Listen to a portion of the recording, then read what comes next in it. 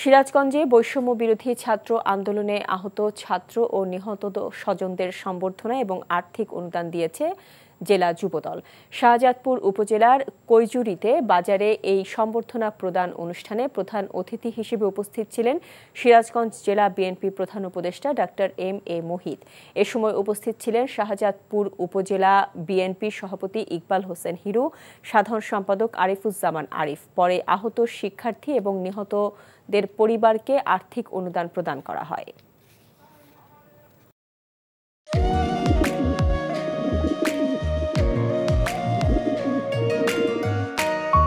আমি রাশেদ। আমি সুফিয়া।